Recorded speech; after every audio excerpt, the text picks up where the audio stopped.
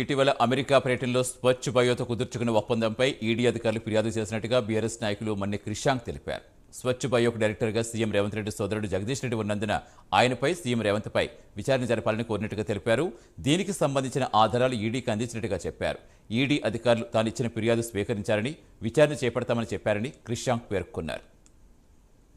ఢిల్లీ కేంద్ర కార్యాలయం ఎన్ఫోర్స్మెంట్ డైరెక్టరేట్లో ఈరోజు స్వచ్ఛ బయో డీల్పై మరి అనుముల రేవంత్ రెడ్డి గారు ముఖ్యమంత్రిగా వారి తమ్ముడు అనుముల జగదీష్ రెడ్డి గారితో అమెరికాలో ఇటీవలే పర్యటనలో భాగంగా స్వచ్ఛ బయో డీల్ ఏదైతే కుదుర్చుకున్నారో దానిపై పూర్తిగా సమగ్ర విచారణ చేపట్టాలని ఎన్ఫోర్స్మెంట్ డైరెక్టరేట్కు అన్ని ఆధారాలతోని కంప్లైంట్లు ఇవ్వడం జరిగింది. అవన్నీ కూడా సంబంధించిన ఈ డాక్యుమెంట్స్ వారి ఆ డైరెక్టరేట్కి సంబంధించిన ఏదైతే మొత్తం డైరెక్టర్గా ఉన్న యనుమల జగదీష్ రెడ్డి గారు డైరెక్టర్గా ఉన్నారని ఇవన్నీ కూడా డాక్యుమెంట్స్ ఈడీ వాళ్ళకి ఇవ్వడం జరిగింది.